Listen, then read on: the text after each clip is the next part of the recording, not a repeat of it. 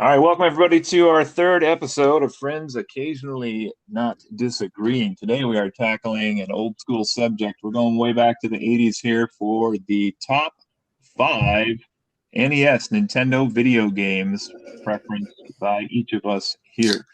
And we have some new hosts again this week, so very excited to have them come in. I'm Cody again, and I'll let them introduce themselves as well. I'm Dave. What's up? I'm Joe again. Been on the last couple episodes here. I am Matt, aka FDM. That's all you really need to know. Okay, thank you. A lot of energy out of the gate here. This one, I tell you. All right. Well, maybe we'll spruce it up as we keep going here. All right. So we're going to get started with this topic on the NES today. So we're going video games today. And we're going to start with a little bit of how you first experienced the NES or some of your early memories or your connections to this particular gaming system through your life. I guess I'll go first. I remember when I was maybe 5 or 6, my parents had a couple friends that had a Nintendo. We didn't have one at the time. And of course, when my parents would go to visit their friends, they'd take me along and didn't have a babysitter, but they had an NES, which was even better than a babysitter because the adults would sit and do whatever they were doing, play cards or whatever, talk, and I would go in the other room and play NES. All right, so anyway, some of the games I remember, Mario, of course, Super Mario Brothers, and Top Gun, oddly, I remember playing as a kid when I was really young. That game was super hard. And I'm so sorry. Yeah, but anyway, that was always fun to do that, and then eventually I got the combo system for Christmas, I believe, which had Duck Hunt as well, not the triple pack, but the double pack. And I loved the NES for a long time. One of my favorite memories about the Nintendo was the time period. You guys might remember this. I know I'm older than 2 of you, but younger than 1 of you. But going to a place to rent NES games was like the best thing ever. Go and see the big wall and which ones they had in and checking them out and taking them back to your house. And sometimes you get lucky and there'd be like the save that had like the end of the game on it already. And you were like, yes! Because I'll never get there on some of these. But anyway, you put there last time you rented it. Yes, that would be better. No one's checked it out, sent to you. But anyway, yeah. So I enjoyed a lot of the Nintendo stuff. I've always been, I think, pretty big Nintendo fanboy as well. So I guess I'll go with that. Well, I think I'm the oldest person here, of course. I think that's pretty well stated. So the story is not all that different from yours, except I'm like 2 or 3 years older. And we always had an Atari, and I remember my dad, we asked for a Nintendo for Christmas, and my dad was like, why do you need a Nintendo? You already got an Atari. And we still bring that up to him as he doesn't understand technology. Like, that's the reason why he doesn't understand it. The other day, he was even talking about something like, what is this new thing coming out now? What is this? And I'm like, it's the same thing, Dad. You're just not going to get it. But also, random weird aspect is that for like the first year before I actually had a Nintendo, I thought it was Intendo, not Nintendo, because I hadn't actually seen it written out. I don't know why I thought that, but I did. That's amazing. Got one for Christmas. I think I was in 2nd grade. Zelda Arkanoid. Deadly Towers, of all things, is just still a favorite of mine, despite everyone hating it. What are you jumping right into your list? Yeah. Well, no, that's what I got for Christmas. That's what I got for Christmas with it. Yeah, it's just the next step up from the Atari. For me, we got the NES as a Christmas present 1 year. It was the triple pack that had 1 cartridge that had Super Mario Brothers, Duck Hunt, and World Class Track Meet. Came with the zapper, came with the running pad for World Class Track Meet. For me, it was before that and after that, I was like more of a PC gamer. That was like my console, and I skipped the Super Nintendo generation, which I regret later. And then I kind of had a renaissance in high school. So this was about 2000 when I worked at a video game rental store, a movie rental store, and they did sell some video games, and like the NES games like went on clearance because this was a decade later, and I would go in and I'd buy like 5 games for $10 and just see if there was any treasure in there, because I didn't have like internet to find out what was cool or not, so I was just trying shit, and so that was a little NES Renaissance for me. It was pretty fun. Dave bought like 5 sealed copies of Stadium Events and just holding on to them. That's amazing. I mean, my story is similar to everyone else. Want to take a step back and explain to any younger listeners who might be out there that the NES refers to the Nintendo Entertainment System as a major video game console released in 1985, was it? Yes. I count on you for the fact checking at this point. We are all old, so if anyone listening was born after 90, you probably don't know what we're talking about. I mean, as far as my history with the NES, I honestly had one as long as I can remember. Came first, but a set of grandparents who lived in Florida, I would go visit them at least a couple times a year here, and my grandpa was into technology and owned an Intellivision and an Atari and an NES, which we would play when we went to visit. He would play with us, and did get as Dave. My parents also loved me and got us the trip.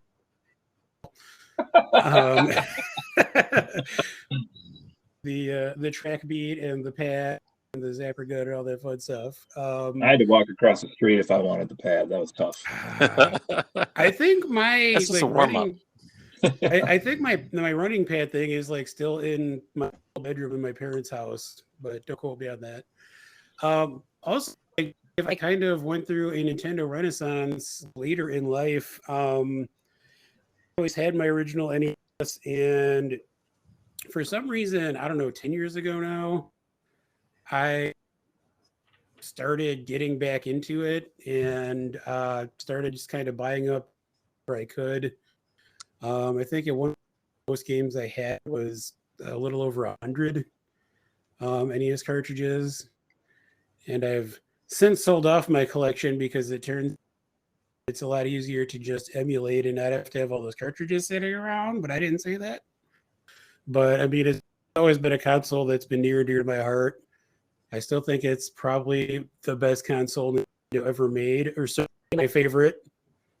In subsequent generations, which is maybe something we can get to a later podcast, I was more of a Sega and then Sony fan, but the will always kind of be the pinnacle of Nintendo in my heart. That does sound like a good topic for a future podcast. Controversial. Would the NES be the top Nintendo system? I don't know. I don't know if it would be for me. That's tough. I'd have to think about that. There'd be a few contenders there. I think we could spend a good 5 minutes here just talking about whether it's NES or NES, because I never heard NES until I met Cody and Matt. Right on this call. He is like the person that I associate with saying it that way. So, but did you guys call it the SNES or the SNES? I call it the SNES Nintendo. Or Super Nintendo. Yeah, really, just Super Nintendo. Yeah, probably Super Nintendo. It's a lot of syllables, but yeah, I see the utility of it, but it's still stupid. NES sounds really bad. I agree, Dave. NES is terrible. That sounds like it'd be like naming a system Wii. Imagine that. Wii U. Oh yeah, that was worse actually. You're right. Wii U was worse name than Wii. But anyway. All right, so ladies and gents, we're going to hop into our top 5 here. But before we get to that today, we did, after some negotiation, come to a part here where we're going to allow the other people to list their honorable mentions that just missed their top 5. With the rule here of they get about 2 minutes each to spurt this out in whatever way they want to, with details and other things of that nature. So we made kind of a rotating list for the episode here, and it looks like I'm up first for honorable mentions. What a coincidence. What a coincidence. So here we go. So I'm going to list first my 11 through 20 games in no particular order, but we're not in full contention, but ones that I love that should be mentioned here. And yes, go for it. I have the timer here. I have Arch Rivals, a basket brawl. I have Base Wars, the Cyber Stadium series, Bionic Commando, Black Bass, which is a deep pick, but I enjoy, Dr. Mario, The Legend of Zelda, North versus South, another deep cut, Rampage, I just have fond memories of, Super Contra, Super Mario Bros., Super Mario Bros. 3, and Star Tropics 2, Zelda's Revenge. All right, and then my 6 through 10 games, just missing my top 5. This was tough. We trying to talk about our top 5, and it was hard to come up with 5 and then rank them. So just missing my top 5 here. Again, no order, 6 through 10 for me. I have Castlevania 2, Simon's Quest, which I love the adventure aspect of and is my favorite Castlevania game still to today. Double Dragon, which was maybe my 3rd or 4th game I owned, and I still have not beat, which angers me to no end. Ice hockey, which I used to play when I was at a house in town I lived in with the person across the street again. Lots of fun there. Super Mario Brothers 2, just missed out as well. It's my favorite Mario on the NES.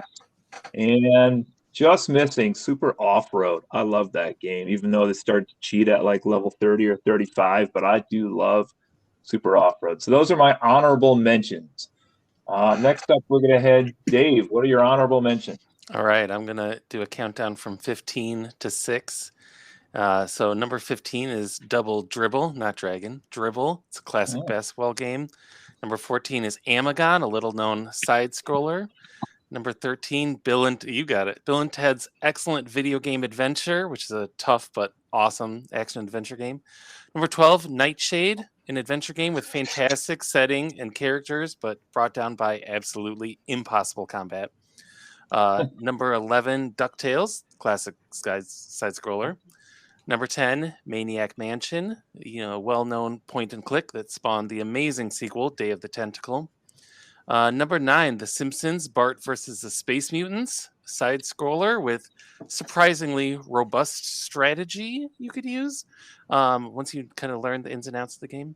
Number 8, Skate or Die, super fun game about, you guessed it, skateboarding. Number 7, Anticipation, a party game that as a kid was as baffling as it was awesome. And number 6, the original Super Mario Brothers. Nothing more needs to be said about that. The Anticipation one that had the weird non-copyright version of Another One Bites the Dust as the background music. Was that Anticipation? It was like, Oh, I had that game. I don't remember that. Yeah, I think you're right. The music was like, was very... I was about to say the music was very memorable, but I also don't remember it. So, yeah, that's good stuff. Love it. Good picks. We're headed to Joe. Both each left about 30 seconds on the clock. I'm going to not just do a countdown because I only have like 5 games of my honorable mentions. I'm going to start a timer for myself, though, and just talk games for 2 minutes. You're welcome, buddy. Thanks, Joe. All right. So first game on my list, it almost made my top 5, is Adventures in the Magic Kingdom. Yay. Best game ever. So I know it's maybe not the best game ever. I have to pick it for mostly nostalgic reasons. These gentlemen and myself have had some strange drunken time to beat that game as a group. But the more I think about it, it's a cool game. I mean, just for an NES game, for anyone who's not familiar, it's a game that's set in the Magic Kingdom at Disney World and or Disneyland, and there are different attractions and rides there, and like each level has a completely different play style and different things you have to do. So kind of cool to have that concept for that era. Also on my list, I think I have 2 that Cody had on his Arch Rivals, a basketball. For some reason, combat sports games were a thing, especially it seems like during the like NES and SNES eras. And I'm not a sports fan myself, but I can get into it when you can punch the opponent in the face. Dr. Mario is a classic puzzle game. I don't feel like I need to say too much more about it. And the last one is almost did end up in my proper top 5, but I just it out at the last minute, and that is Biando. It's another one that, like, for the era, it kind of took some big swings and tried to do some interesting things with gameplay and kind of navigating to the different areas. And you get to fight a revived Hitler, who I don't think is actually called Hitler in the game. But it's pretty obvious that it's Hitler, so he doesn't want to punch an odds. but it's All right. Hitler. That is my time. Nice. All right. Really quick, I want to say I did consider Off-Road as well. I had a lot of fun playing that game. Nightshade is also an excellent game, Dave. I don't know that I've ever gotten anywhere past like the opening. That game is impossible, but I always wanted to be good at it. I just wasn't. And sometime you'll have to tell me how in the F to play Bill and Ted's Excellent Video Game Adventure, because I have no idea. No idea. Yeah, I tried, and I don't that know. game is ridiculous. I had a Commando is also amazing, but for Christ's sake, why do you start with one life? They could do something. Anyway, my list here. First off, there's two games that they're not necessarily even honorable mentions. They're just games that I think get shit on, and they don't deserve to be. Those are Deadly Towers and Snake's Revenge. They're fine games, and people love to hate them. Snake's Revenge is actually better, in my opinion, than the NES port of Metal Gear. There's like not all the bugs there. If it weren't for the side-scrolling scenes and the fact that like it's really linear, it would be a really good Metal Gear game. And Deadly Towers is just hated because it's really friggin' hard. But I got it in my first day. I got my NES, and it's always had a special place in my heart. So my honorable mentions are going to be Adventure Island 4, because I kind of search out like Metroidvania games that I haven't played. And the only way to find them now is to find games that weren't released in the US and find hacks that translate them. And that's been a really good one. I really enjoyed playing it. Final Fantasy is on my honorable mentions because I still love the game, but I would never play the NES version anymore because it's just, there's a lot of bugs in it. And aside from that, there's just better versions of the exact same game for like the PlayStation or whatever. And I would never go back and play the NES version again. Fantastic Adventures of Dizzy, kind of a deep dive there, but that's a great game if you want like a puzzle game. Maniac Mansion, like Dave mentioned. And the last one I want to mention is a hack of Zelda called Zelda Outlands, which is amazing because as much as I love Zelda, I can't really go back and play. It's kind of boring to me to play. I don't enjoy playing it anymore. But that game like changes up the map, changes up the items. It does so much. It makes it a completely fresh game. So I enjoyed playing Zelda again. If you do the hack thing, check out Zelda Outlands. That's not an NES game, Hudson. Come on, what are you doing here? I found a freaking cartridge you can order online. I told you wouldn't say that my list was legit. See, and you were all mad about my list. Here we go. This guy's pulling in whenever he wants over here. He's a loose cannon. Keep this guy under control. All right, so we are up to the top 5. We're going to begin with our 5th place game. Okay, so we're going in order, talking about our 5th, and then the 4th, and then the 3rd. Okay. Yeah, we're going to go our 5th game, then we'll go through our 4th, then our 3rd, then our 2nd, then our 1st. We're starting here our rotation with Dave as Dave's 5th place game.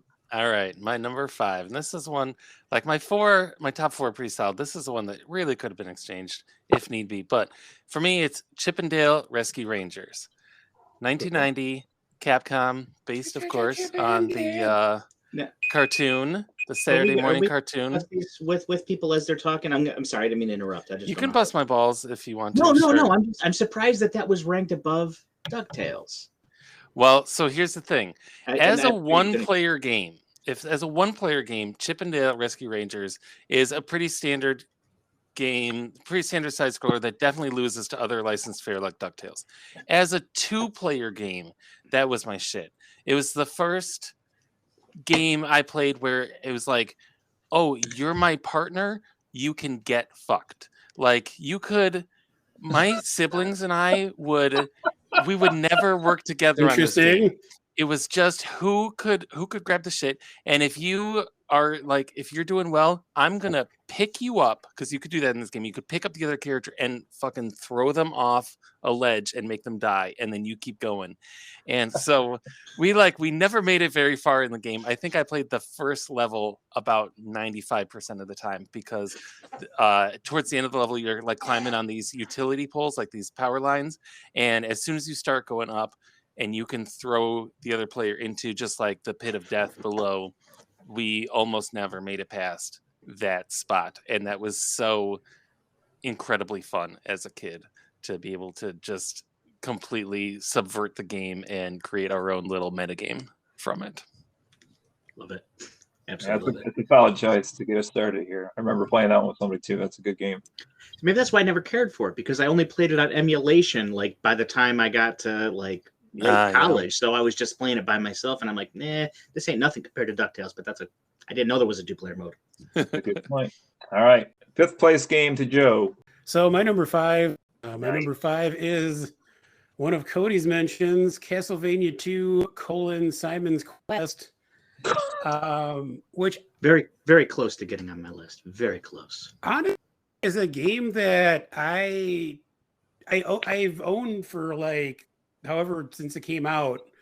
Like it was one of the games that I owned, way back in the day when I originally had the NES, but didn't really grow to love until kind of the past decade or so. I revisited it on emulation, and it's definitely a Castlevania game. I just love what it does as far as introducing the RPG elements. You can talk to different townsfolk and buy things, and the day and night system feels like it was pretty revolutionary for the time. Mm-hmm. It switches as you're either playing during the day or at night, and at night the monsters are stronger, so it actually affects gameplay. I just never been able to get super into any of the other Castlevania games, which I know is probably blasphemous because it's a beloved franchise, but for some reason that one just kind of got its claw at some point, and it's a pretty great game. So as someone who never played any Castlevania game in the NES era, much later, decades later, I discovered Symphony of the Night. Not that I discovered it, but I tried to play Symphony of the Night, and it holds up as a beautiful game to this day. So if you've never played Symphony of the Night, I highly recommend. It's a great game. I play Symphony once a year. So I need to go back and play that again. I honestly, in general, never really got into Metroidvania games. That's weird because Castlevania 2 is like the first one I know, in the but Castlevania series. A little. Well, that's where I'm going. Is in more recent years, I feel like I can get into them a little bit more than I had in the past. So I own Symphony of the Night station, when it first came out, and never really got into it. But I feel like if I were to revisit it, I probably would get more into it these days. Give it a try. You'll dig it now, almost surely. My brother and I were having a talk about Castlevania 2 earlier tonight because I was talking about this, and one of the things he brought up to me that like the game would almost be perfect if there were bosses at the end of every like mansion that you had to fight, rather than just things you could just walk past. I think that would have improved Castlevania 2 immensely, in my opinion. That's just me. The bosses are lacking in that game. That's one of the first games I know. I have a bought copy from like a rental store too. We were talking about rental stores. I know mine was purchased secondhand from there. Yes. Problem, I love that game. I really do. The problem is like it has no direction whatsoever of what you're supposed to do at many points. There's no way you could figure out to bow at that lake or at the it is pretty tough. You have to read that. There's no way you need a walkthrough. I think that's part of why I was able to enjoy it in recent times is that walkthroughs are widely available now. But yeah, that is a good point. That's true of a lot of NES games though. Yeah. A lot of those games, it's almost like built in to show you where to go. Yeah, like they just kind of threw stuff together, and I don't know. I remember the things people say in Zelda. Like I've like every now and then I'm like, what does it mean? I have to look up, and I found out what some of that means, but it's just like sounds like gibberish to me. The other thing about Simon's Quest is that the picture of Simon Belmont on the cover art kind of looks like David Bowie. He's got this like kind of glorious mullet, and it's also very similar to the cover of the D&D module Castle Ravenloft. By the way, I think they borrowed some art there. Ooh. I'm not a nerd. What that is? I'm sorry, I cut Cody off there for a second. Were you going to say something? No, I was just saying. I remember playing before walkthroughs. I remember unfolding my like Nintendo Power trifold map and like trying to make sense of the world as you went through it. And you're just like, how do I get from here to here? And it's confusing, but I loved every minute of it though. Good points all around. All right, we're headed to Matt for his fifth place. Okay, my fifth place is Mega Man 3. Might be a bit surprising that I didn't go with Mega Man 2. It was a tough choice. And while I might generally play Mega Man 2 more, it's because it's easier and I can just plow through that thing in like a half hour without thinking about it. But I think 3 is the more solid game. The bosses are more interesting. It doesn't have the chumpy weapon that you can just get and like blast through everything. It has those robots where you fight the Mega Man 2 bosses again. You know, those are interesting. It's a really solid game. It's also nostalgically, it was the first game my brother and I ever bought. We ever used our own money to pay for. We were trying to remember who paid for more of it, but I know we went to KB Toys and Hobby at Northtown Mall and picked out that game and bought it. That was the first game we bought. It also introduced like sliding in Mega Man. It introduced Rush the dog. Oh yeah. I don't know. It's a solid game, and I think it's sometimes shadowed by 2, but I think it is the better game. Okay. For the younger listeners out there, KB Toy was a wide chain of toy store. So toy stores for our younger listeners were these buildings that you used to have to go to. You'd go to in, they have all these actually- games there. You know, you wouldn't just go on Steam and find what you Buy want your and click action on it. Yeah. games or whatever. If there's younger listeners, they might not even know what Toys R Us is. There was a time before the internet existed. You have to actually go into a physical store. Anyway. KB Toys I'm an was old man, and I miss those days. Everything was on sale all the time at KB Toys. Every item was on sale all the time. All right, my 5th place game. So I chose a classic here, which if we haven't heard already, I forget, but we will hear, I'm sure, maybe from somebody along the way. But it's Mike Tyson's Punch-Out. This is my 5th place game.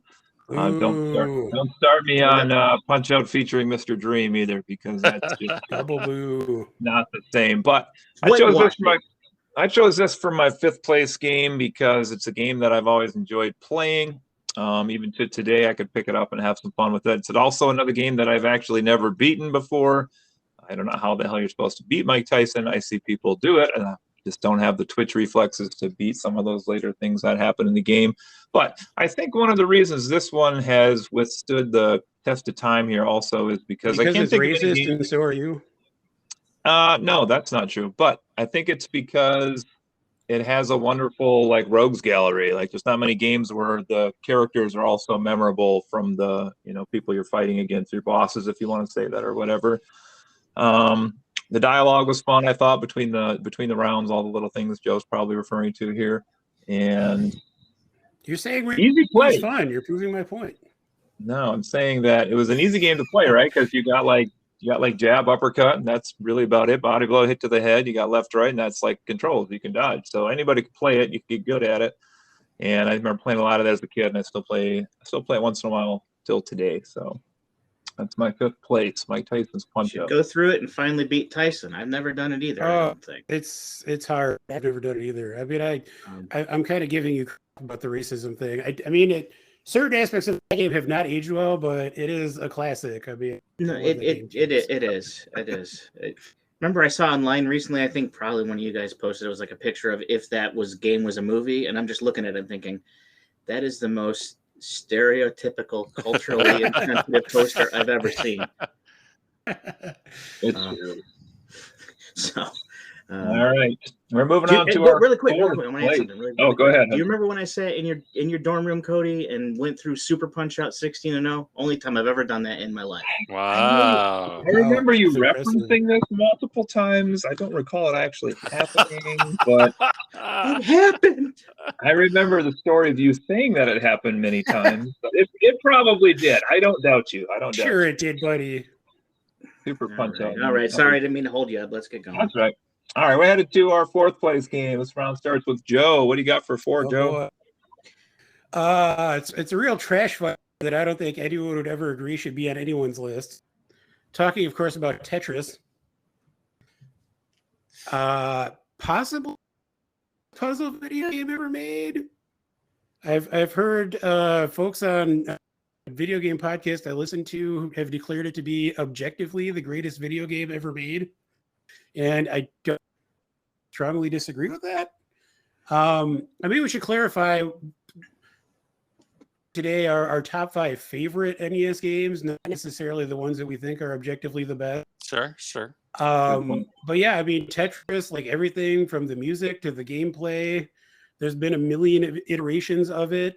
But to me, I mean, the NES version and of course the Game Boy version, it's a classic. Like that is a game that I will still play. Like anytime I'm firing up an NES emulator or whatever, I'll just sit there and put, I don't know, half hour or so into Tetris I can get.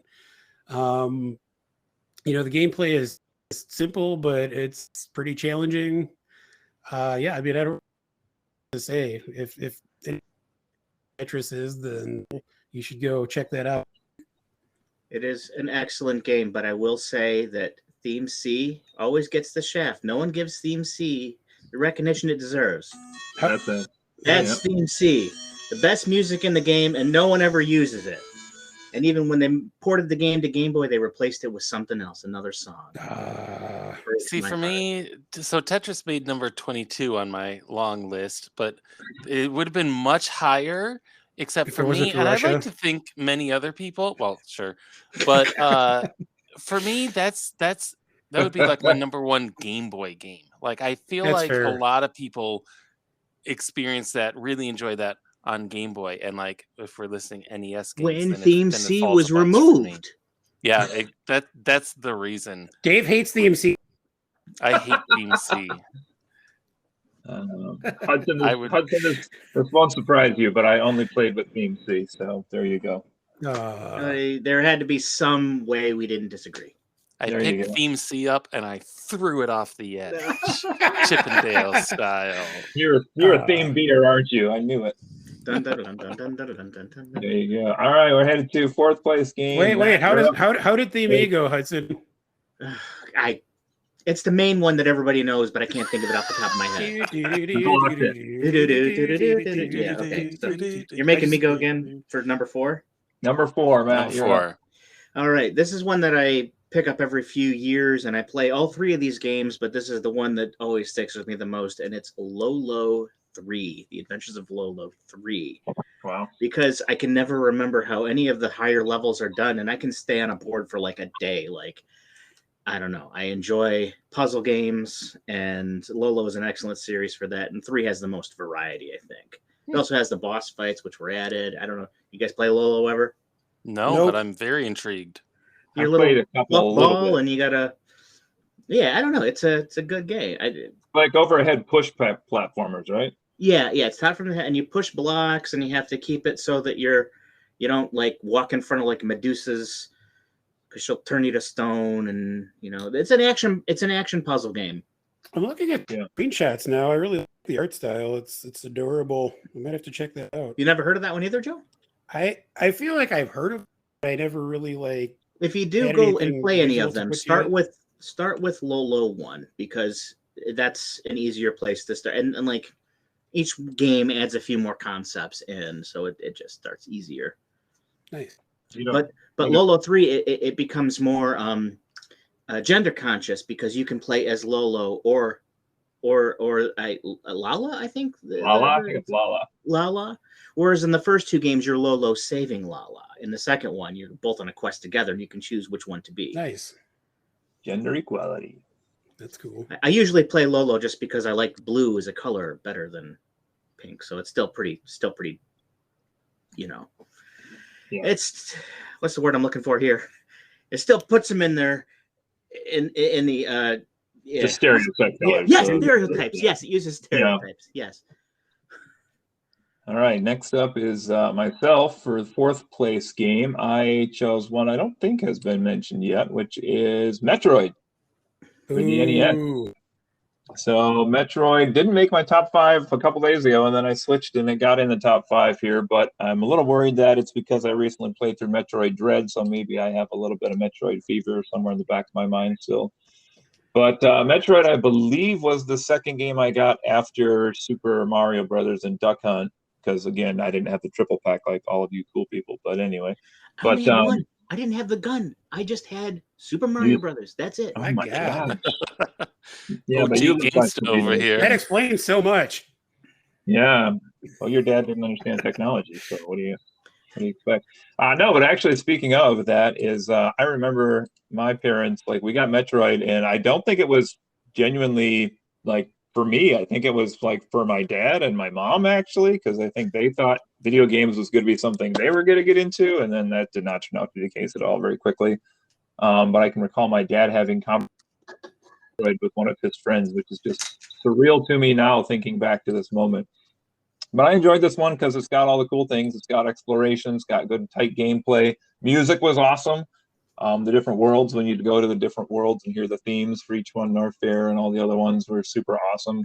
Power-up system was amazing. You get the new weapons and you could upgrade and do things you couldn't do before. The hidden things, energy tanks and missile upgrades and things like that, we could find. Another cool thing, it had a couple bosses, maybe not the best game on bosses, and admittedly the final showdown with Mother Brain like drives me nuts to the point where I probably would swear myself out of the room trying to do that with all those things hitting you. But enjoy Metroid quite a bit, so I put that at number 4 for this contest. All right, If number. If it led to Super Metroid, it was all worth it. Super Metroid. It was close for me. Metroid was close to getting in there, but again, I like the later games so much, and it's a good game. It's just like with Zelda, I have no interest in going back and replaying it because I know where everything is. Even hacks of it haven't been that interesting. I'm just so familiar with it. I just like play through it every now and then just for the heck of it, but it doesn't interest me or excite me all that much anymore. It's still a great game though. Great game. I feel easily like in my top, easily in top 15 probably, but. Just an early version of Super Metroid in my mind. Yeah. There's a hack that gives you the wall jump. That's kind of cool. Did you play Dread, Dave? I forget. I started it and got stuck, and I keep meaning to go back to it. I just haven't done it yet, but I'm looking forward to it. All right. Well, it is your turn for 4th place game. Okay. Well, there are 3 games in my life that I discovered and enjoyed far after the fact, and it was one of them. We've already mentioned 2 of them: Symphony of the Night, Castlevania, and Super Metroid. And the third one is a little game called Fire and Ice. So this, Matt, much like yours, this is a puzzle game where you can take your time and solve the puzzle. It's technically Solomon's Key 2. It's a prequel to Solomon's Key. I was going to bring that up if you didn't, by the way. Was released in 1993 by Tecmo. You play this wizard named Dana, which I only learned tonight on Wikipedia because it's not important at all. But it's essentially a puzzle game where you are a wizard. You're going through these, one-screen levels, and you can kind of like Lode Runner. You can create blocks. You can create blocks of ice, and it's usually it's eliminate all enemies using these blocks of ice, and you can really screw yourself over and get stuck. Depending on where you put it. But I discovered this game in college, much later. It's got 150 levels, 100 regular, and then you can unlock 50 bonus levels if you just look up the code to do so. It had a stage editor, which for an NES game was pretty impressive. Wow. You could make your own stages. And this game, above all, is of my top 5 is the one that I'm most likely to return to these days and just play through every now and then. It's available on the Nintendo Switch Online. It's one of the games that you get if you have an online plan. So I encourage everyone to try it out. Fire and Ice. I will say I played Solomon's Key until that came on Switch Online, and I've been kind of enjoying that. So Solomon's Key was really high on my list as well, and that's a really deep cut, Dave. Wow, that's cool to hear that come I think, having played very little of Solomon's Key and a ton of Fire and Ice, I think this is more puzzle based and less action based. There's only certain kind of boss levels where it's timed, and it has never grabbed me, but I'm gonna have to go back and try it now because I'm looking at for it, and they actually did some interesting marketing. So they have it looks like normal cover art, and then there's a giant green, probably faux sticker right in the middle of the box. This cartridge contains logic puzzles that may be highly addictive and restraint are recommended. So I mean, from what you're saying, Dave, sounds like that wording might actually be somewhat true. I disregarded that warning, and I was lost forever. So watch out. It's feel like I've pretty. seen you It's play really this. boring cover art behind it, so I'm glad they put that sticker on. I Yeah. think. The Elements Key 2 cover art is a little more interesting, but I don't know how accurate it is. Yeah, you would think they would have used that, but I guess not. That's funny. I feel like I've seen you play this game. Is that possible, Dave? That is possible. Yes. Interesting. Okay. All right, we're headed up there. We're headed to the third place games here. So we got 12 games left to get through on this episode. Let's head to Matt for his third place game. Oh, geez. Okay. He's still All right. ordering? So this is I had to pick at least one early Metroidvania, and it's Castlevania 2 is up there, Metroid was up there, but the one that I went to, the one I go back and play the most often these days, Goonies 2. Wow. Has I was nothing not to aware do that's really in with that the movie. I guess there's the character sort of from it, but it has a mermaid, which doesn't make any sense. But the game itself, I remember having more fun going through going through the map and trying to find things. And although there's some counterintuitiveness there. I'd say it's even harder to figure out that you should punch a lady 5 times in the face to get a candle than it is to kneel at a lake to get to a mansion in Castlevania 2. But I mean, it's like I don't know. It has good responsiveness. If you like that kind of a game with an open map, you really can't go wrong with Goonies 2. I always like to dabble on that one, but I never got very far. You never beat it? No, not even close. Always bothered me too that it was Goonies 2, because Goonies 1 came out on like what, the arcade or something? Well, yeah, but it's not. I mean, does that really matter? Like, Well, I don't know. ask, Like, I've seen somebody in a video be like, "Well, there wasn't a Goonies 1 game, so why would they do it like a sequel to the?" I don't know. That doesn't bother me. It's just a title. That was my question. there Is was it a sequel to the movie, or so there was a Goonies? It's game and technically a sequel to to the game, I think, but the game, I didn't question it when I got it for my birthday in 1989 or whatever. I just played it. Honestly, I always thought it was like a sequel to the movie, which always seemed like a really cool idea to me. Like, Yeah, that's kind of what I assumed as a kid. I just assumed it was a sequel to the movie. I didn't know why they threw a mermaid in it, but I didn't really ask. I mean, Interesting point. There's one section of that game where you have a weapon that's a boomerang, and you're trying to get across this broken bridge, and there's these skulls that attack you. And if the skull gets to you, you lose your boomerang. To this day, I have never gotten across that damn bridge without losing my friggin' boomerang. Ever. I've seen people do it, but I've never managed to do it. Maybe you Like should the get better. seaweed level in Ninja Turtles. Oh God. Just can't do it. Let's not talk about that. PTSD. All right. Third place game. I'm up here. Let's see. What do I have for number 3? Oh, well, it's been mentioned already, so this is a repeat, but it is Tetris. Is my number 3 game, which was the game that I originally didn't have in my top 5. I was kind of hinting at towards the other day when I was chatting with these gentlemen. There goes the C theme again. Yeah, it's kind of been mentioned already, but I want to just mention one other thing here too. It always confused me as a kid that like the place I rented my games from the most had 3 different covers for Tetris. I always thought that was like the weirdest thing, 3 different versions. Yeah, that was the worst one of the 3, I thought. But so but I also, think it's just lived on as like this cultural phenomenon in terms of like, obviously Tetris didn't make the like shape of the pieces first by any stretch of the imagination, but I feel like, especially I know everybody here is also board gamers, and like those Tetris pieces have been used. I believe you're referring to your Tetraminos. Tetraminos, yep. There you go. They've been used in so many games at this point. And like people are like, I don't know what I'm doing. And then you're like, oh, it's just like the T block from Tetris. And they're like, oh, I know what that is. Like it's a reference point that people understand at this point.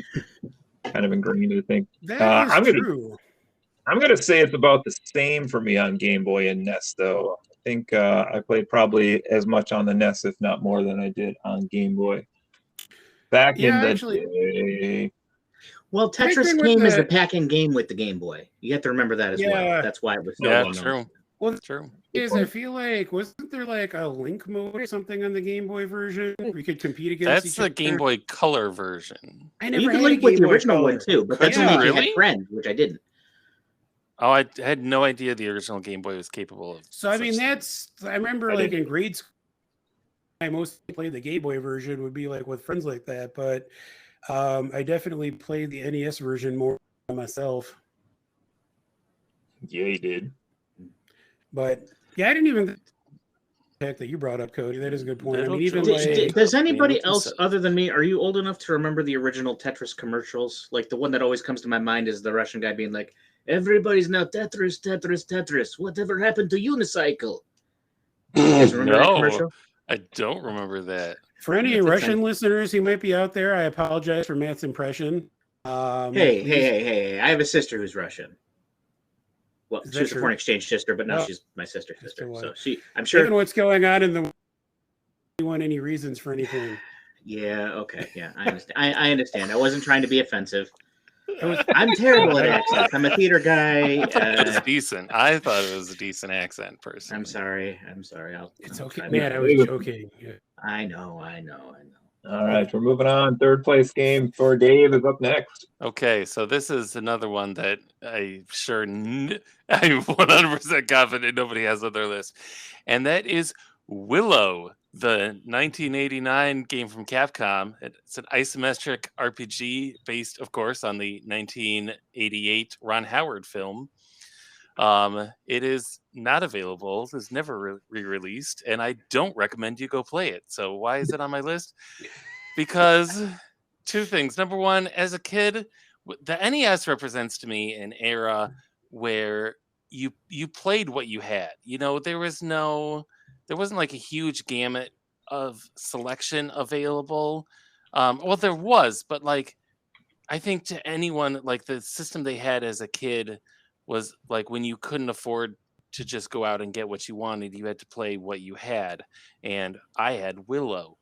And it's a very tough game in terms of like the combat. Like you will die very easily in this game, especially if you're a kid. But I also had a Game Genie. And so what I would do is I would start it up. I would use the Game Genie code that gave me like unlimited health. So you could play as an invincible character, and then I would go around and I had graph paper and I would map all the stages, like because there's one of those games where it's an isometric kind of almost top-down view, and when you reach the edge of the screen, Zelda style, you like go to the next screen. And I, on my graph paper, I had just pages and pages. I would map everything out, and that was just extremely entertaining to me. To then kind of have, like, next time I played it, I had that resource at my disposal. And you used a password system, so you could kind of, go back to where you were.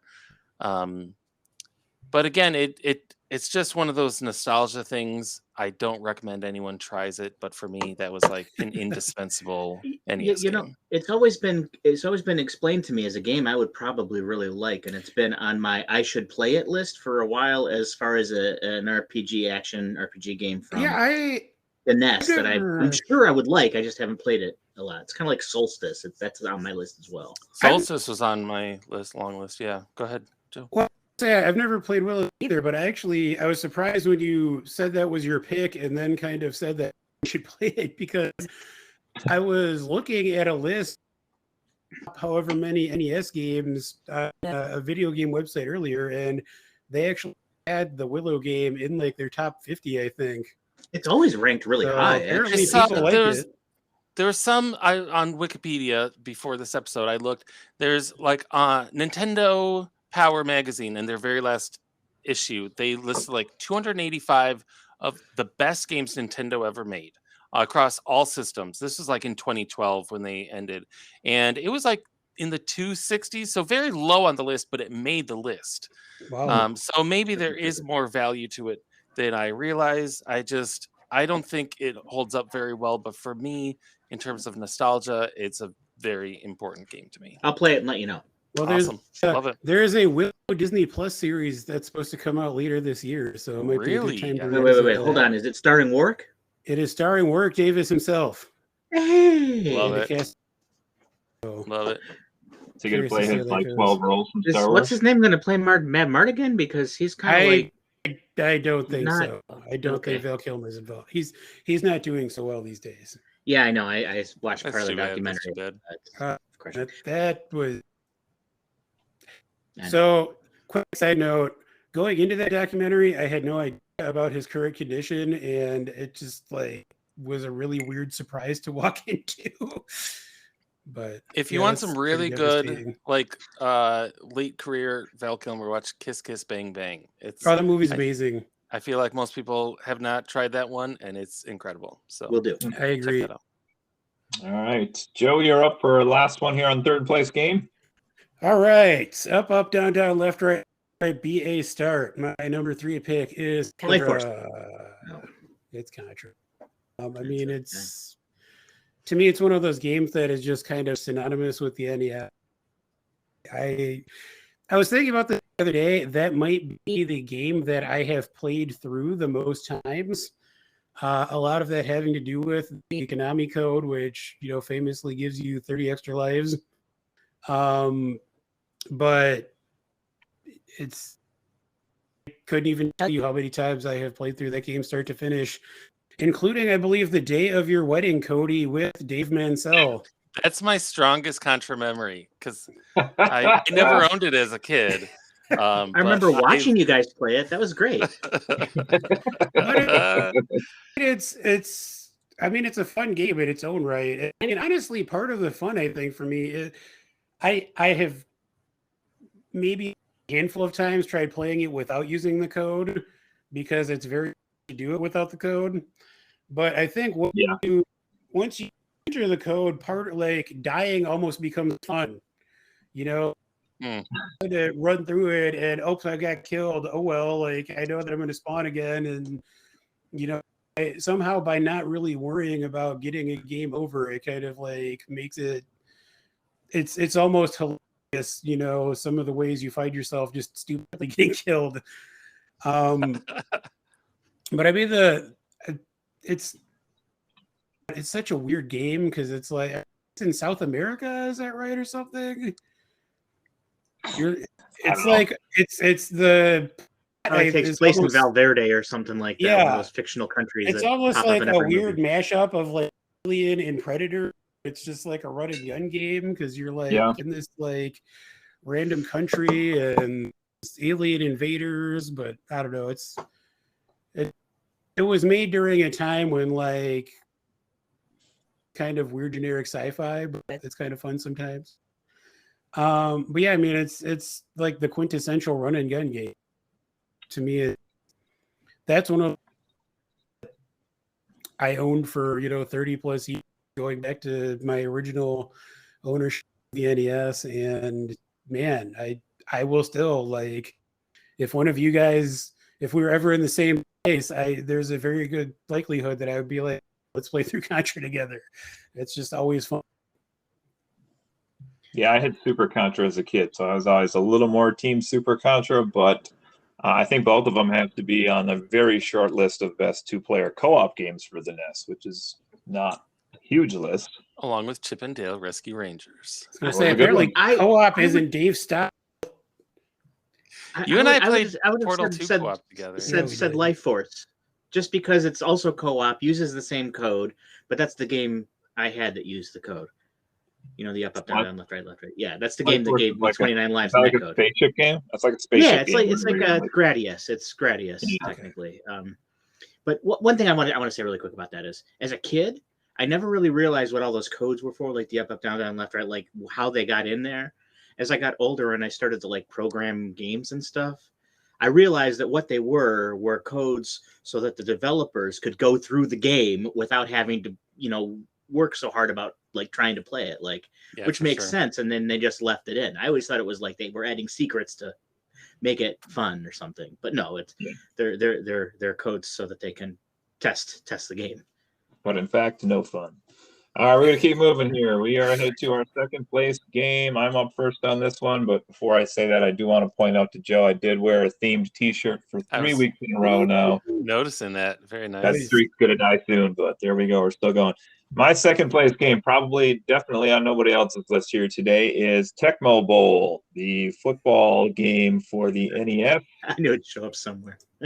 I love Tecmo Bowl. It's weird because I never played it much as a kid. I do believe one of my neighbors may have had it, but it's probably like I knew what it was, and I think maybe one of my cousins might have had it too. But in more recent years, maybe like the past 10 or so, I got into this a little bit more. And when the NES Mini came out a few years back, or whenever that came out, that had it on there as well. And it's just like the perfect game because each game takes like, I don't know, 10 minutes, 5 minutes. So you're like, I could play a game of 10 minutes and then the season saves and you keep going on with the next one. But gameplay is super easy. I've never been a big football video game person because it just gets a little too complex for my likings once you get into the like newer style games. But I love that one because it had 4 plays. You picked one of the 4, your opponent picked one of the 4. If they happened to pick the right defense to match your offense, you were screwed. They were going to tackle you instantly. But if you managed to pick one they didn't pick, then you had a chance to run or maybe throw or do whatever. Yeah, I think my second cousin had it, actually. I think that's who had it. But anyway, I love playing this. And there's probably also, again, here a little bias on this one because I have been playing Retro Bowl on my phone, which is essentially a more modernized, updated clone of Tecmo Bowl, but uses a little dexterity with like finger flicking and stuff on your phone. And I downloaded this at the beginning of the pandemic and have played, I believe, 62 seasons of this game since then, because each game just takes about 5 or 6 minutes, and then you play 17, 18 games a season, playoffs, so you can do the math on that, how many. It's probably up there actually for games I've spent the most time on in my life at this point, because 61 seasons is a long time, but it's been a long pandemic. Students are into this now. It's funny, all the students are playing Retro Bowl, like starting a couple months ago, and I'm like, yeah, dude, I'm on like season 50, and they're like, no, you're not, and then I just whip my phone out. I'm like, look at that.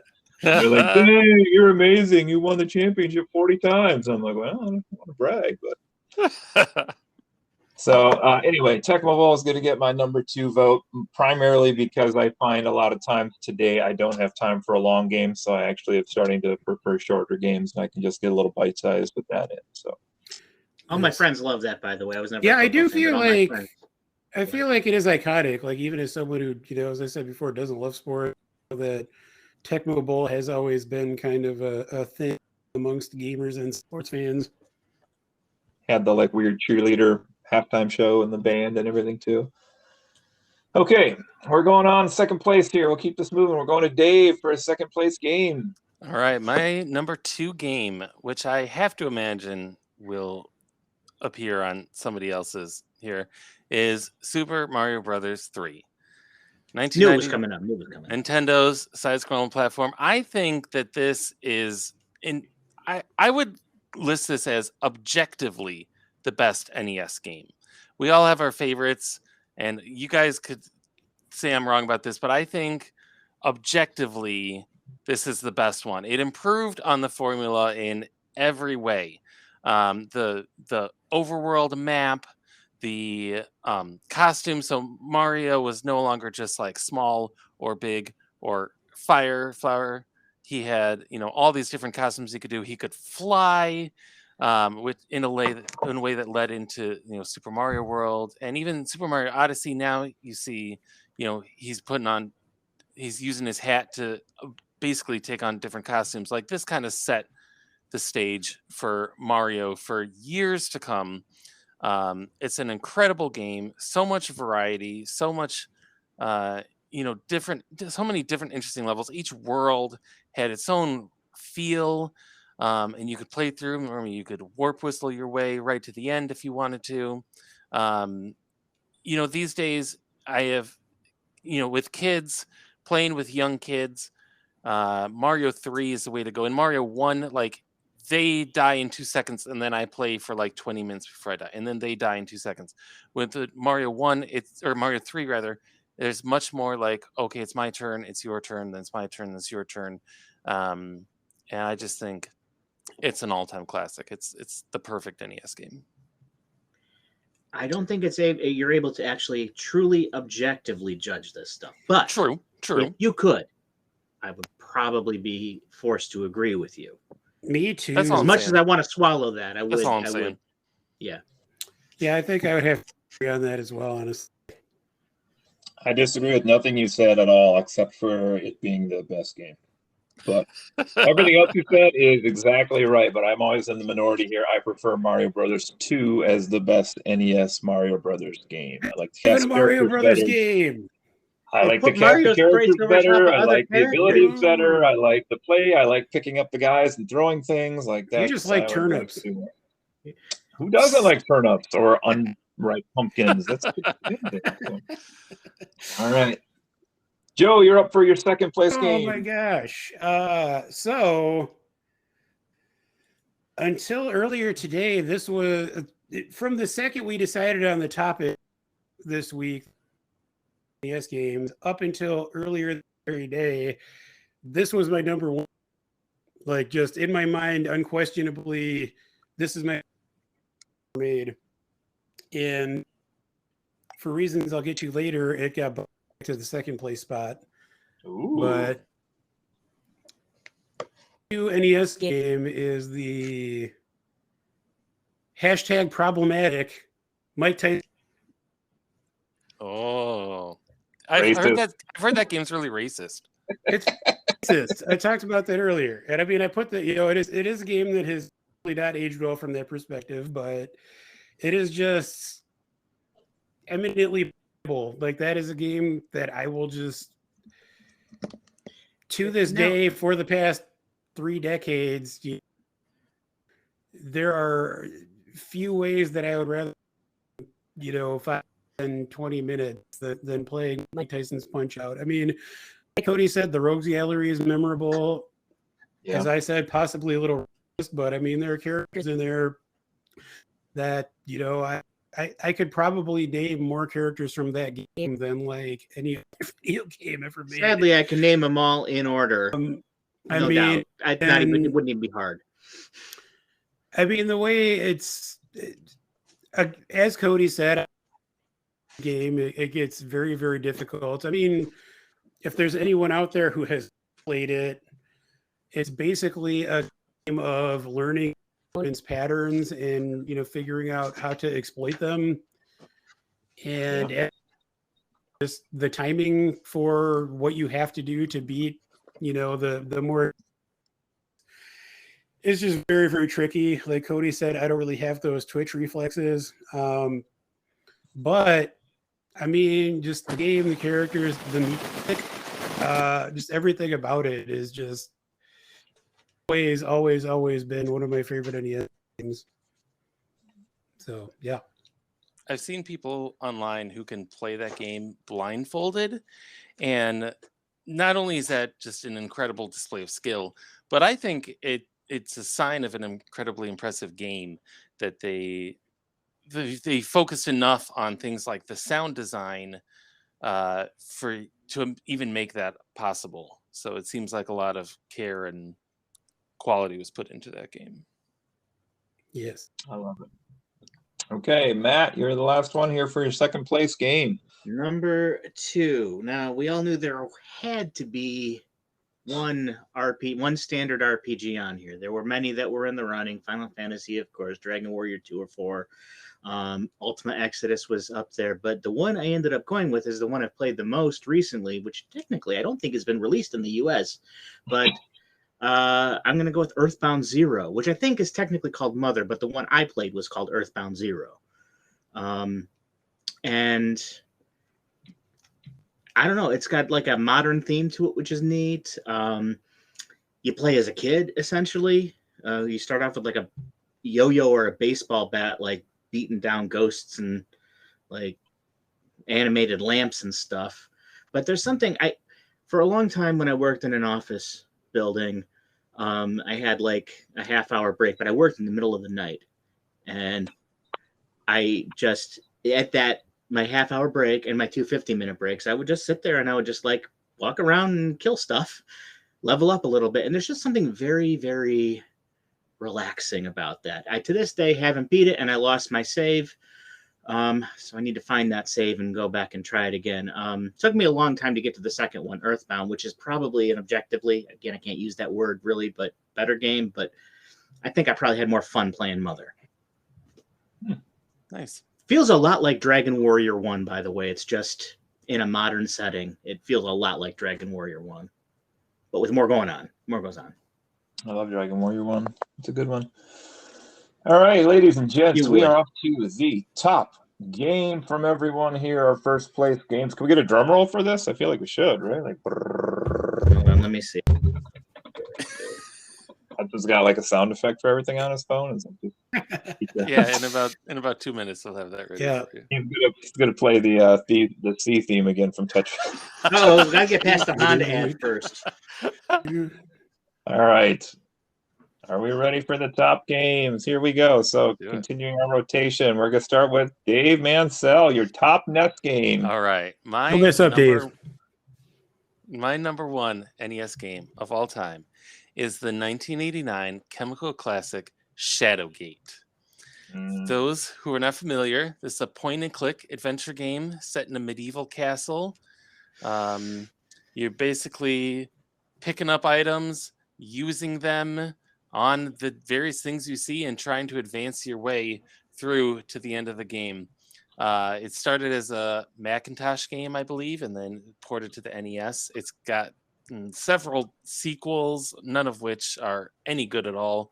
The reason that this game is my number one game, above what I call the objectively best NES game, Mario Brothers 3, is because this was a game that, to me, is a puzzle game in an era before I had the internet, before when if you got stuck on a puzzle, you could just go look up the solution. I spent months playing this game with a friend of mine who also had the game, and we would just try different things, and every now and then one of us would, oh, I discovered you throw the big coin down the well. And as soon as one of us discovered it, we could finally progress in the game. And when we finally beat the game after months and months of trying different things and failing over and over again, it was just an incredibly victorious thing. And it's the kind of experience that I feel would be very difficult to recreate these days in the age of the internet. And that is why I've come up with something. I am issuing an invitation to you three or to anyone listening. There, as many people probably know, there are two other games in the series besides Shadowgate. There's Uninvited and there's Deja Vu. Despite my love for Shadowgate, I have never really played either of those. So if anyone wants to join me in a no walkthrough, no looking shit up, long ass difficult playthrough of either of those two games, I would love that. I would cherish it, and I think we could have a lot of fun trying to puzzle through. I will those be games involved together. in that in some way, shape, or form. Unfortunately, I know Deja Vu and Shadowgate pretty well, but I'd love to watch you play through Deja Vu. How about Uninvited? Have you played Uninvited? I know that I don't know the whole thing. I know about probably half of it off the top of my head, but I get to a Okay. point. I played it through maybe in college most recently, and I didn't finish it. Shadowgate, for that reason, was very, very special to me, and I would love to recreate that. If I don't even know if it's possible to recreate the magic of that, but I think it would be super fun if anyone wants to join me in that. Yeah, That sounds great. Cool pick. Wasn't that you've used that as like a username before too? Is that correct? Yeah, back when AOL Instant Messenger was a thing, I was Shadow G64 for a long time. I recently Based on the- downloaded all my AOL messages somehow from an old computer, and I'm trying to figure out who all these old usernames were. I'm sure Well, you're there somewhere. I'll have Now to you find know. it. It's based on the Shadowgate 64 for Nintendo 64, a game that was also fun, but not nearly as. I've never quality played it. as I know the nothing original. about that game. I've always been curious, though. We could play that one too in much the same vein. That would be a lot of fun as well. Oh yeah. If you do want to play any of those three games, there's a collection called the 8-Bit Adventure Anthology that includes all three games. It's on PC, Xbox One, and PS4. Okay. Awesome. Okay, next up is going to be Joe with top games. I'm sure it's something terrible like Caveman Games or Karate Champ. Oh boy, Adventures of Bayou Billy. It's the Adventures of Bayou Billy. I have a sound effect here too. Let's see if I can get this to work.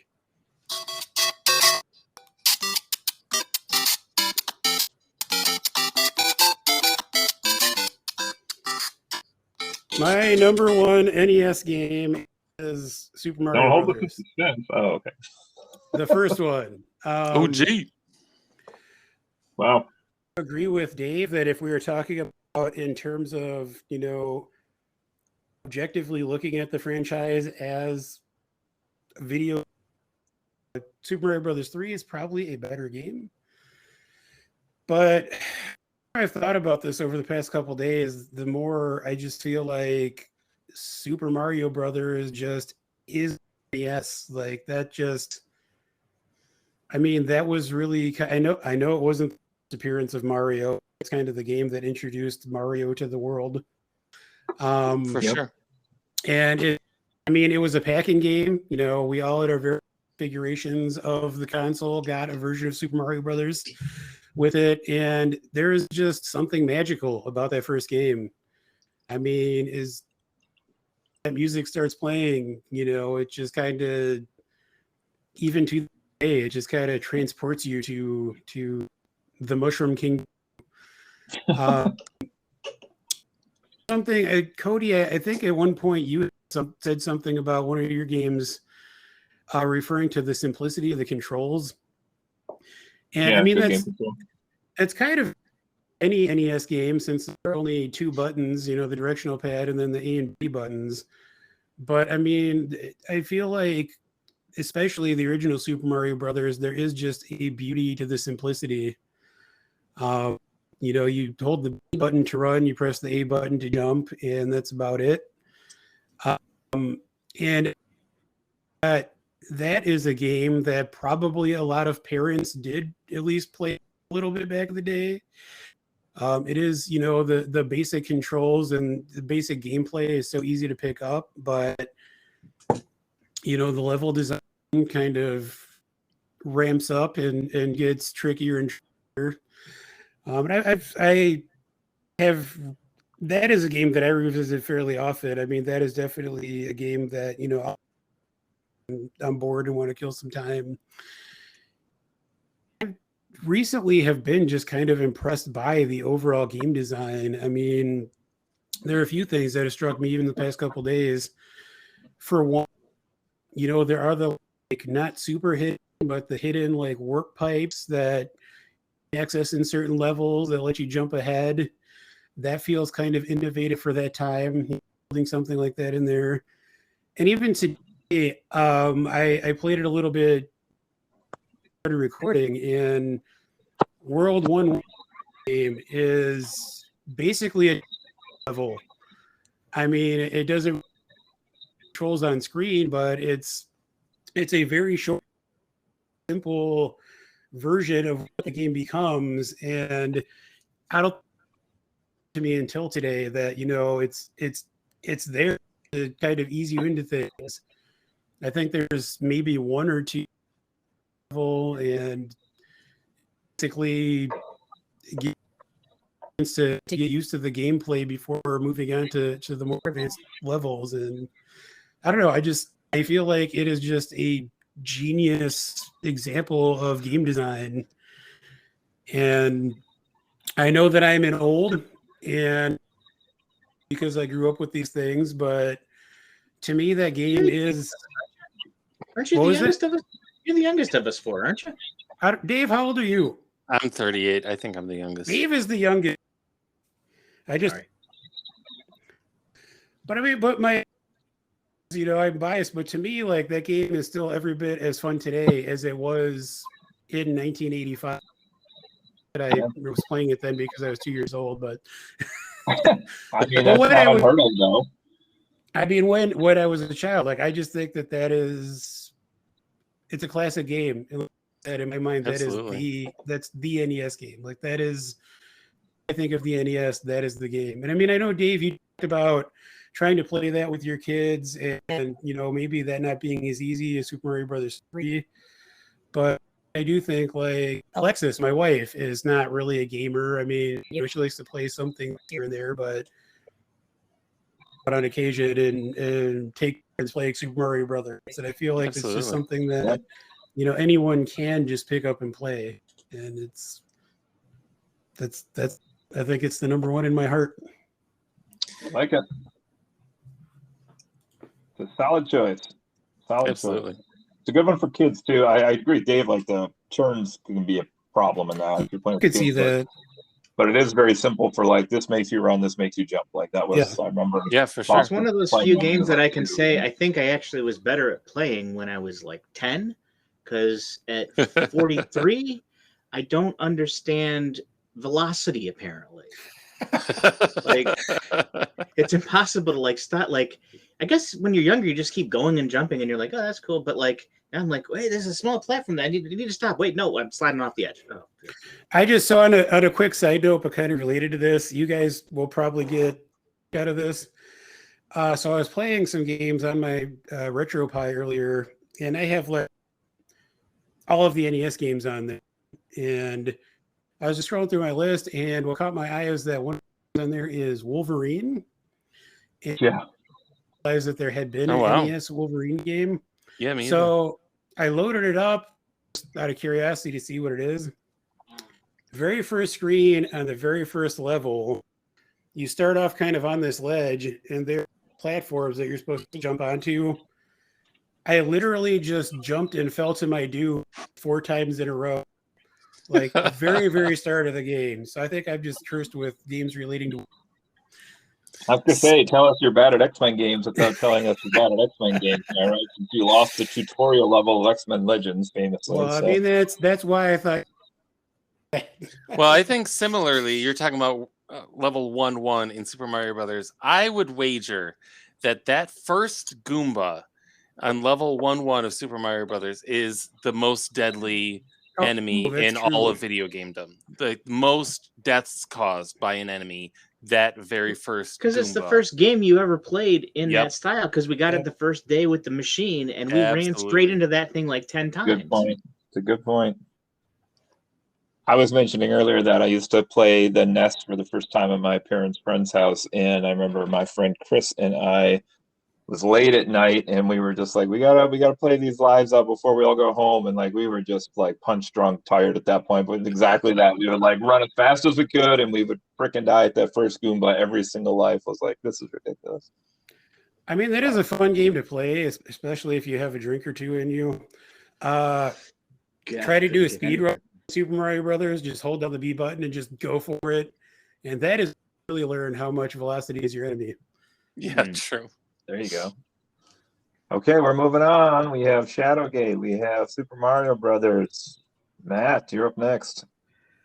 Well, as we know, as I pointed out several times, my favorite genre to keep going back to these days has got to be some type of Metroidvania thing where, get items to progress forward.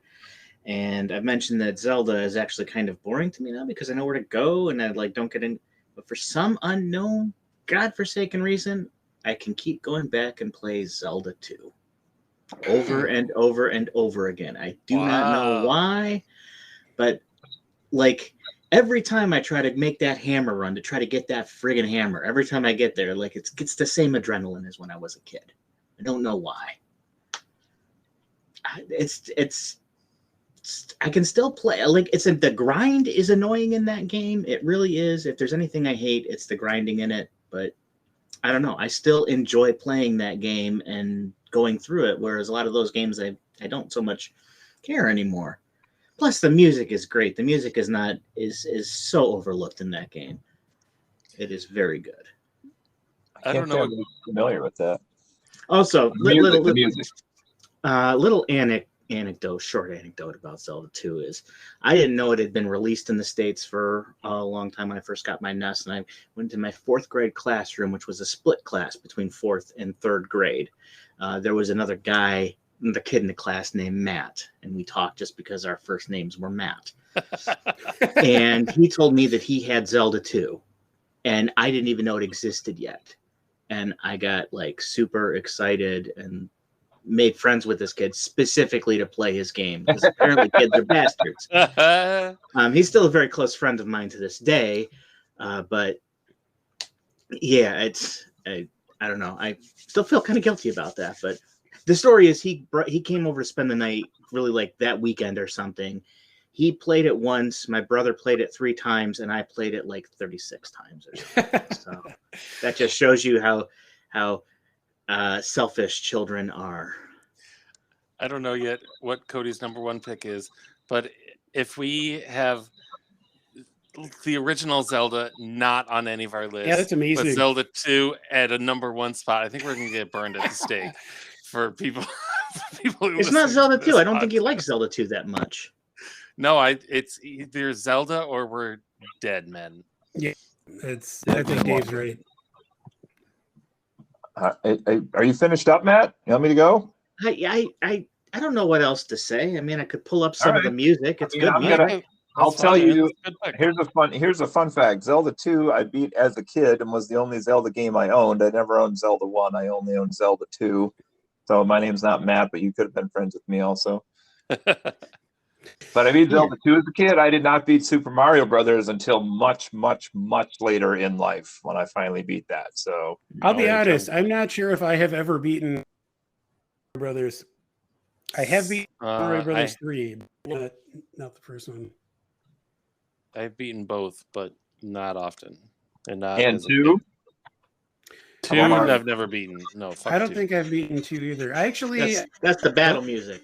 Isn't that kick ass? It is pretty good. It's good. That is good. I like that. It's bringing back Yeah, some that memories is good. for sure. Now that you play it, it makes me think of that. I'm not trying to well, guess what Cody's number one pick is because it's got to be a Nintendo proper game because we know. I think it's Super Mario 3. Cody. No, he said he liked 2. No, he said 3. He said 2. He said 1. So maybe it's 2. So maybe. I mean, No, for he the said- listeners at home, Cody Fleming is the biggest Nintendo fanboy I know by far. Yeah, I agree with that. I think Matt, you might be on. Most stupidly loyal. It's not going to be Kid Icarus. That's another one that was on my possibles. But it's not going Foolishly to be that. loyal. I owned a PS2. It's okay. So you could play Grand Theft Auto 3 through twice because it corrupted at like the very end of your Worth it. perfect run. Man, I have Worth no. What All right. should we all take On guess? to Star What we Tropics. think it It's is? Star Tropics. That's my guess right now. Star Tropics. The Adventures of Star Bayou Billy. Tropics. Bayou Billy, yes. I think he's going Magic Kingdom as well. All right, my number one here to Mickey finish Mouse up our Pigs. countdown. It is Bayou Billy. No, it's not, but I would like to use that as my state game.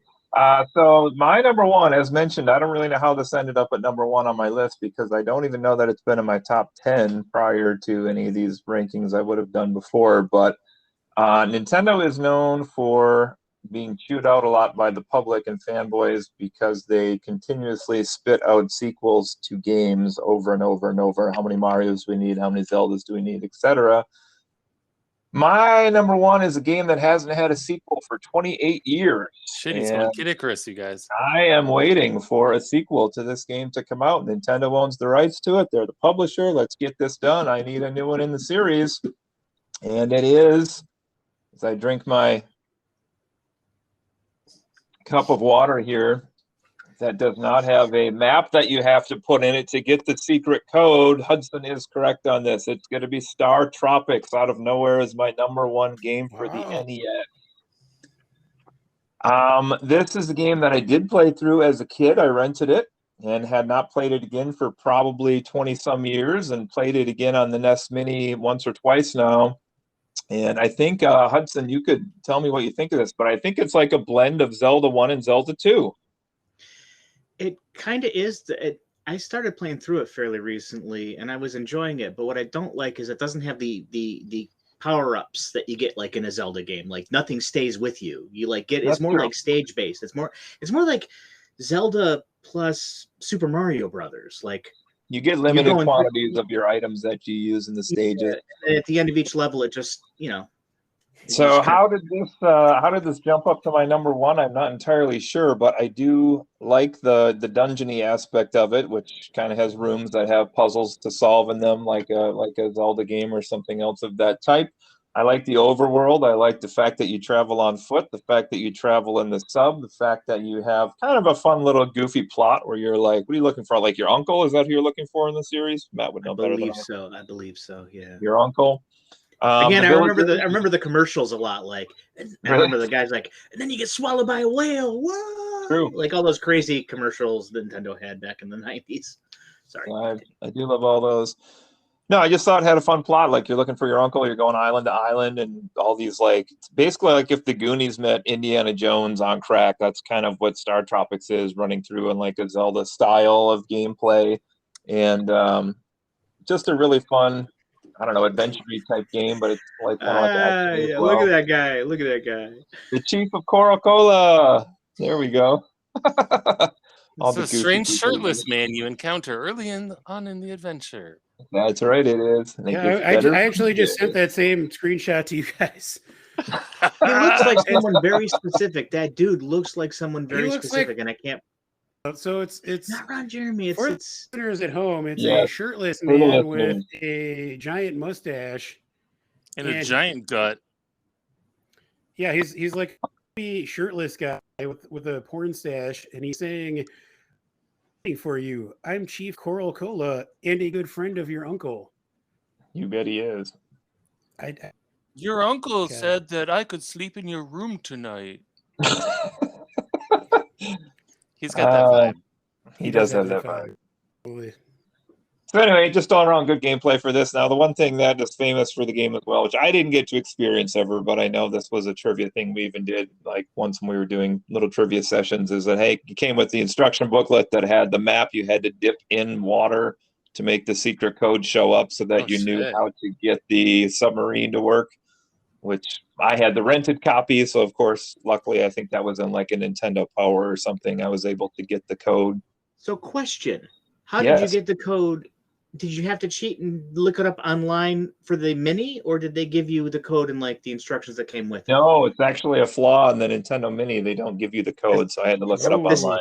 Same issue with the PlayStation Mini. Doesn't give you the correct transceiver frequency on the back or whatever that it does on Of the Metal other. Gear Solid? Yeah, Metal Gear Solid. Oh, boo. Interesting.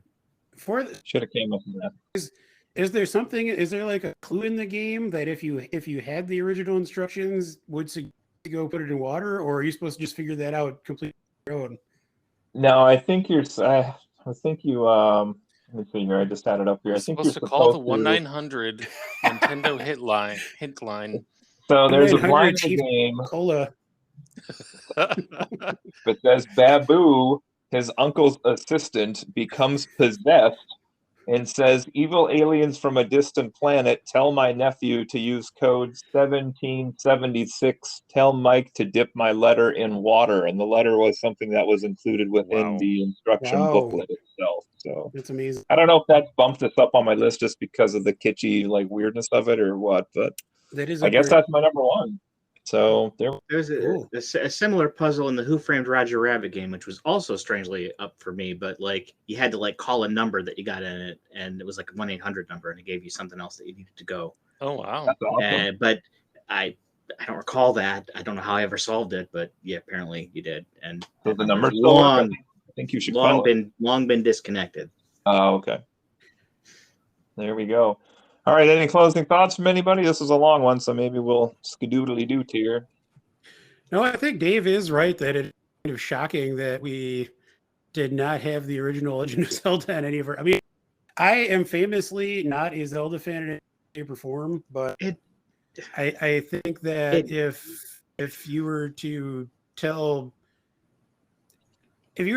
most people who know anything about NES games that we had 4 people listed, not a single person had the original Zelda on it, they would probably be pretty shocked. Did we have any yeah. repeats? Did we have any overlap? Yeah, 2 people said Punch-Out. Mike Punch-Out. Tyson's Punch That's Out. right. 2 people said Was Metroid on Tetris. Oh, that's right. You're right. You're right. Was I there think any that's more? it, though, right? I think I so. think so. I'm Tetris surprised and no one Mike else picked the Tyson's Mega Man Punch-Out. game. I was expecting Mega Man 2 to come out. I'm surprised no one sometime. else picked Super Mario 3, the objectively best game for it. Again, you can't say objective with this sort of stuff, but You know, I thought about it, Dave. I did think about it, but I mean, Yeah. I just it's something just about not a that first favorite. It's one. not a personal favorite. Like, it's not something that I will play much anymore. It's cool to play with other people, but it degenerates extremely quickly into someone Hey- hitting the button when you walk over them just to go to the Mario Brothers Hey, screen and fight it out. And yes. Did It's you cool. go- You're all Did wrong, you go- and I'm right. Did you go see the Fred Savage movie, The Wizard, in theaters so you could get the first look at Super Mario Brothers 3? I did not see I that in want- theaters. I I watched did. it. I watched I- it a few years ago, and it is It reminded me of the Power. So I had the Power Glove. If anyone is wondering, the Power Glove is awful and does not It's work useless. at all. I'm sure it It's is. terrible. My brother wanted to go see The Wizard. I wanted to go see Back to the Future 2, which just came out, and there was a big stink about it anyway. Well, that was. Somehow I mean, each- that was actually a big marketing thing. Like for The Wizard, was that it was at least American audiences their first look at Super Mario Brothers 3. It's a very Crazy. problematic and terrible movie, but I'm going to come out and just say that I do not hate it. I find it to be enjoyable to some degree. It's like half an after school special, half like That's I don't true. know. It's crazy marketing power, though. Yeah. To watch Yeah. all these people do this. So, all right. Well, I think we are wrapping up here, ladies and gents. The third episode of Friends Occasionally Not Disagreeing. This was our top 5 NES games in this episode. We'll be back again next week with something else. NES, Nintendo Entertainment System, the OG, the 8-bit, whatever you want to call it. All right. Till then, I'm Cody signing off. Over here we got Joe. That was Dave and Hudson with their first ones. Shutdown's going on. Love it. All right. Bye. Good job, guys. This was awesome. All right. Thank Good you. night. Take care, everyone. Yep. Bye.